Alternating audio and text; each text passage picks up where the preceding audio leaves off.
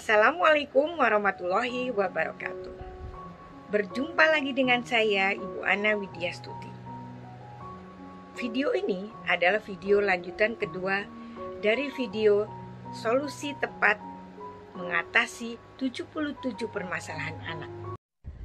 Beberapa permasalahan anak yang akan saya paparkan nanti akan kita ketahui apa gejala-gejala yang timbul atau tampak pada anak, dan kira-kira penyebabnya apa, serta bagaimana intervensi yang tepat, cara mengatasinya. Jika solusi tersebut bisa kita atasi, insya Allah perkembangan anak akan optimal. Itu yang pasti kita inginkan, bukan? Masalah anak yang kita bahas kali ini adalah speech delay dan temper tantrum. Masalah anak pertama yang akan saya paparkan adalah masalah gangguan berbahasa, yaitu speech delay. Apa itu speech delay? Speech delay adalah jenis gangguan kognitif pada anak keterlambatan berbicara. Adapun faktor-faktor penyebabnya, yaitu yang pertama adanya masalah pendengaran. Hal ini otomatis akan mempengaruhi proses perkembangan bicara dan bahasa anak. Gangguan pendengaran dapat terjadi karena infeksi, trauma, atau kelainan bawaan seperti kelainan genetik dan lain sebagainya. Kemudian faktor penyebab yang kedua adalah pemberian makan dengan tekstur yang tidak sesuai. Yang ketiga, kurang terpaparnya lingkungan sosial dan kurang stimulasi. Jadi yang dimaksud adalah anak kurang bergaul atau kurang berkomunikasi ya, baik dengan lingkungan sosial maupun dengan orang tua. Kalau masalah-masalah sekarang ini biasanya karena anak terlalu sering dibiarkan menonton televisi terlalu lama, kemudian bermain gadget terlalu lama, sehingga komunikasi dengan orang di sekitarnya kurang. Makanya anak mengalami speech delay. Yang keempat adalah kelainan organ berbicara.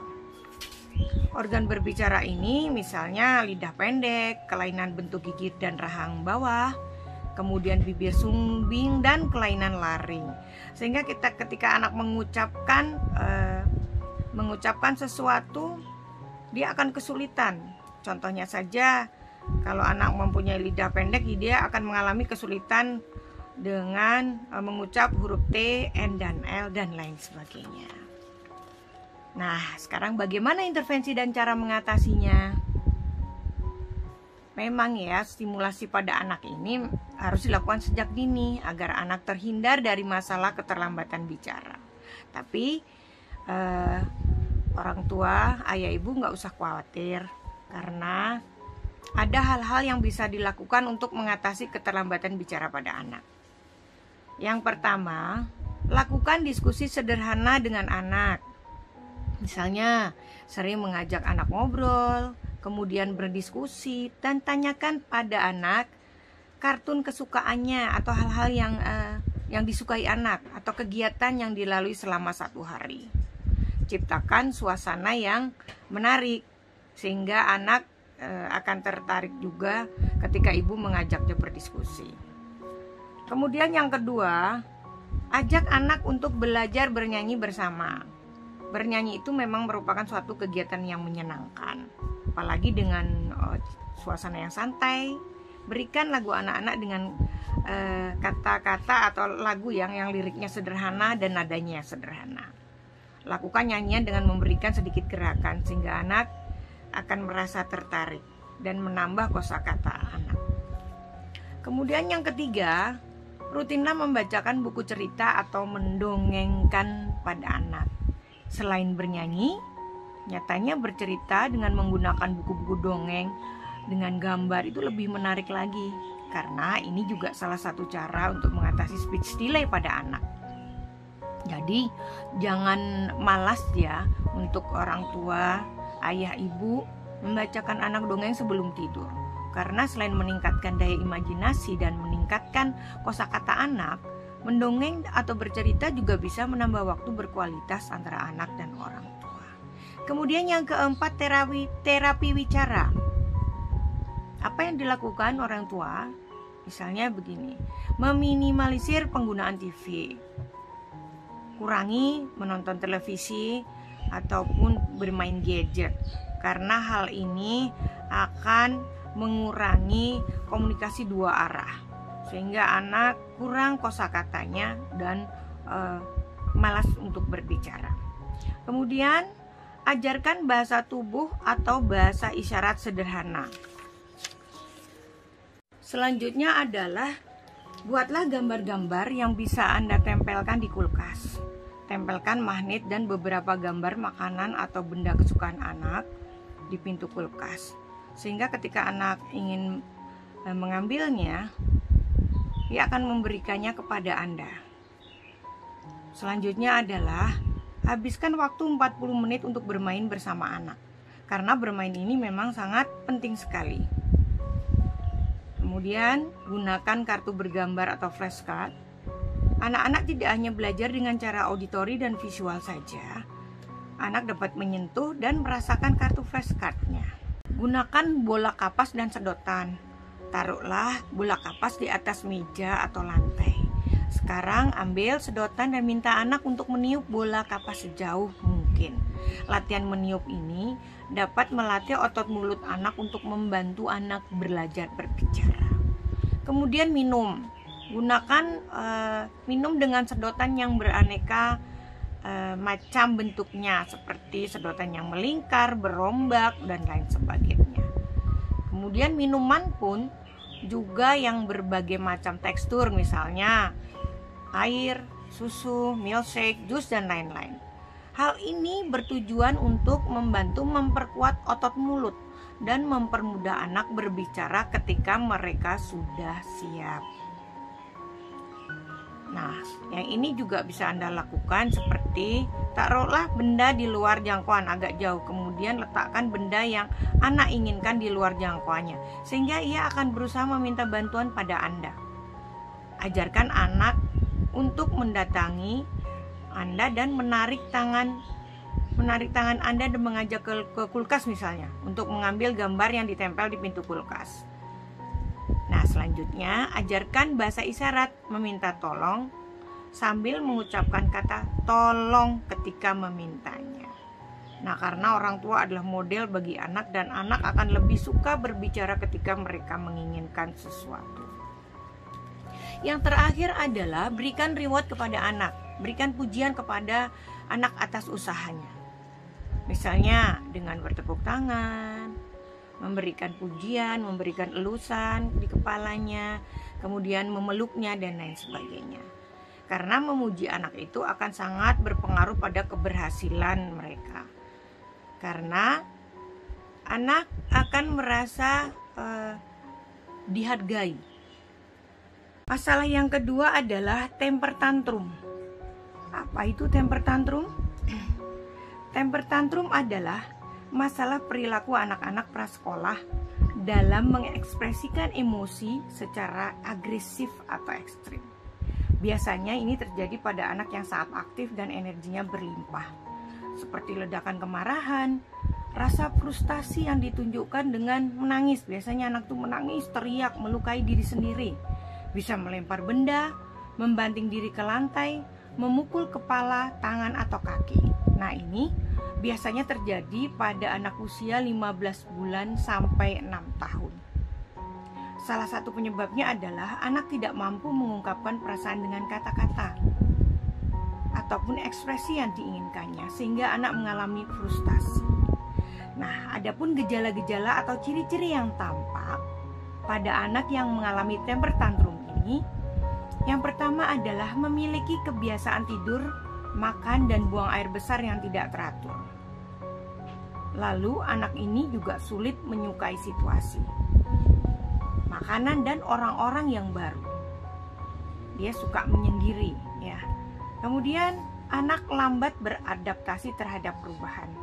Suasana hatinya lebih sering negatif daripada positif. Anak mudah terprovokasi, mudah marah dan kesal. Anak sulit dialihkan perhatiannya. Kemudian anak yang temper tantrum ini belum mampu mengontrol emosinya dan mengungkapkan amarahnya secara tepat, belum bisa, ya, masih marah terus. Nah, ini adalah faktor-faktor penyebabnya. Yang pertama adalah kelelahan. Aktivitas motorik anak yang seringkali kurang disadari sebagai pemicu timbulnya temper tantrum adalah karena kelelahan.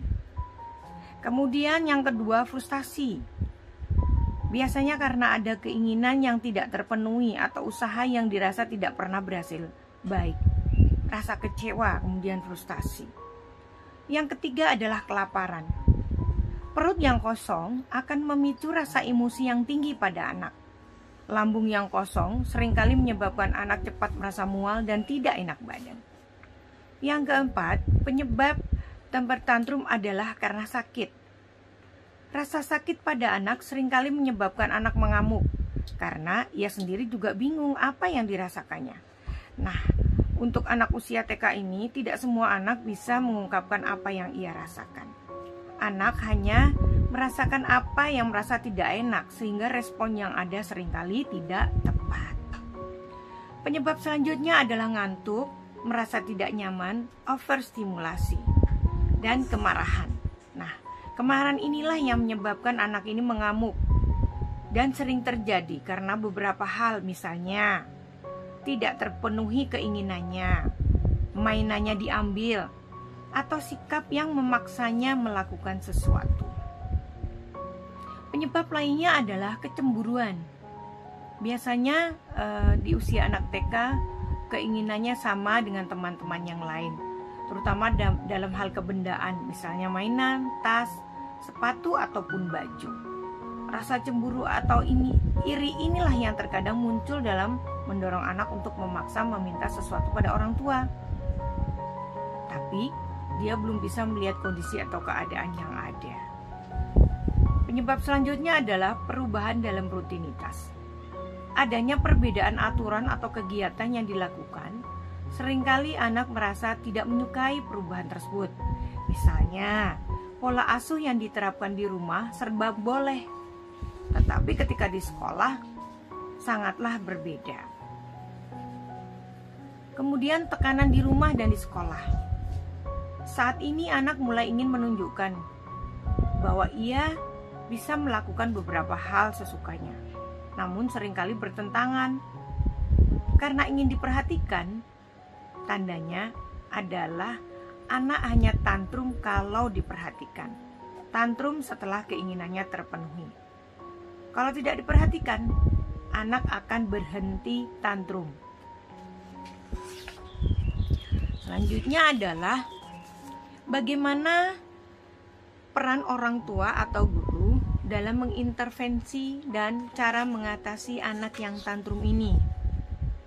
Setelah kita tahu sebab tantrum anak, jauhkan anak dari penyebabnya tersebut. Penuhi kebutuhannya, misalnya kalau karena lapar, berikan makanan supaya kenyang. Dan kita jangan sampai lepas kontrol atau tetap tenang. Hal ini mungkin sulit dilakukan, tetapi orang tua ataupun guru sebaiknya tetap tenang dan pegang kendali. Biarkan anak untuk berteriak, menangis, dan lain-lain, tapi tetaplah bersama anak saat tantrum. Kalau meninggalkan anak hanya akan membuat anak merasa terabaikan. Cara yang ketiga adalah orang tua mengajarkan anak bahwa marah itu normal, tetapi harus memiliki korelasi dengan perasaan yang dirasakan. Selanjutnya, tetaplah bersikap dewasa. Berapapun lama dan hebohnya tantrum anak, jangan sampai kita menyerah dan mengiyakan kemauan anak yang tidak masuk akal. Jangan sampai kita mengubah tidak menjadi iya. Jangan mengubah keputusan yang telah dibuat hanya untuk membuat anak menghentikan tingkah laku tantrumnya. Karena kalau kita mengatakan ya, hanya akan memberikan pemulihan yang bersifat sementara, tapi nantinya lebih sulit dihadapi di kemudian hari. Selanjutnya, intervensi dan cara mengatasi dari orang tua. Sebaiknya kita perkenalkan berbagai macam emosi pada anak. Kalau kita marah seperti apa, kemudian kita sedih seperti apa, dan mengajarkan bagaimana mengelola emosi tersebut. Kemudian memindahkan anak. Jika anak mengalami tantrum pada di tempat keramaian misalnya, atau lagi di supermarket sedang berbelanja, pindahkan anak ke tempat lain yang lebih tenang. Tantrum anak ini dapat mengganggu dan memalukan, serta tidak ada gunanya untuk membiarkan di sana. Orang tua dan anak mungkin dapat duduk di dalam mobil sampai anak tenang dan pulang ke rumah. Itu cara mengatasinya. Nah, selanjutnya cara mengatasinya lagi adalah orang tua memindahkan diri. Jika anak ada di tempat yang aman, misalnya kamar tidur, tinggalkan anak selama beberapa menit dan biarkan dia menjadi tenang. Tanpa penonton untuk pertunjukannya, anak akan lebih mudah berhenti. Nah, intervensi yang lain adalah tenangkan anak. Jika anak mulai meyakini dirinya selama masa tantrum, misalnya nih, memukulkan kepalanya di lemari, orang tua harus menghentikannya setenang mungkin. Pegangilah anak pada saat anak mengalami tantrum yang berbahaya. Tenangkan anak dan selalu memeluknya dan katakan, "Kamu sangat marah saat ini. Ayah atau ibu tidak akan membiarkan kamu melukai diri sendiri. Ayah dan ibu mencintaimu." Nah, berbicara tentang apa yang dirasakan anak saat ia sudah berhenti menangis. Kalau sudah berhenti menangis, jangan kita mencoba bicara pada anak tentang kelakuannya ketika ia marah.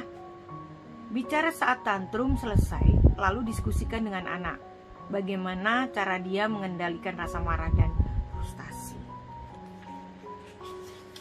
Lalu, jangan mencoba berbincang atau berbicara untuk meyakinkan anak sepanjang ledakan kemarahannya. Ketika marah kita mencoba berbincang, otomatis anak pasti tidak akan mendengarkannya, karena dia sedang dalam keadaan emosi dan mentalnya belum siap untuk mendengarkan logika atau alasan. Tapi ketika dia sudah tenang, baru Anda bisa berbicara. Nah, intervensi yang lain, jangan sampai mengancam dengan hukuman, terutama yang sangat berbahaya apalagi kita sedang marah. Dan hal tersebut tidak mengajarkan anak bagaimana cara mengekspresikan kemarahan dengan baik. Lalu beri anak pelukan, sentuhan lembut dan kata-kata yang menenangkan. Saat tantrum, biarkan anak tahu kalau kita tetap menyayanginya dengan memberi anak pelukan. Buat dia teralihkan. Kita boleh mengalihkan anak dengan memberikan mainan atau makanan kesukaannya, mengajaknya jalan-jalan dan sebagainya. Jangan sampai kita menyerah atau menyogok pada amukan anak. Ketika anak mengamuk, kita berikan apa yang dia mau. Nah, itu jangan sampai. Kemudian jauhkan benda berbahaya dari jangkauan anak. Jika anak tantrum karena ingin diperhatikan, sebaiknya jauhkan anak dari keramaian. Jangan pedulikan anak, tetapi tetap diawasi. Biarkan anak tenang sendiri.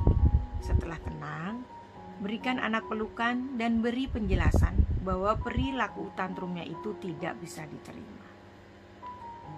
Nah, ini adalah tentang tantrum dan bagaimana mengatasinya. Gejalanya seperti apa, kemudian mengatasinya bagaimana, dan kesimpulannya adalah pemahaman tentang masalah pola asuh dan perkembangan emosional anak sangat membantu dalam menyikapi tantrum. Nah, setelah tantrum selesai, orang tua perlu mengevaluasi mengapa sampai terjadi tantrum. Untuk memberi nasihat pada anak yang mengalami tantrum, sebaiknya tunggu sampai tenang dan nyaman, yaitu saat orang tua dan anak sedang gembira, tidak merasa frustasi, tidak sedang lapar atau lelah. Nah, itu adalah dua masalah. Yang pertama adalah speech delay, yang kedua contoh berikutnya adalah temper tantrum. Semoga ini bisa menjadi pencerahan buat orang tua yang mempunyai ananda seperti ini. Bagaimana?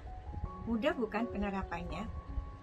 Semoga tayangan ini dapat bermanfaat bagi para orang tua dan guru dalam mengatasi permasalahan-permasalahan yang terjadi pada anak kita. Jika Anda ingin berkonsultasi, silahkan di nomor HP 0856951828881. Dan Jika Anda suka dengan tayangan ini, silahkan klik subscribe, komen, dan share. Terima kasih.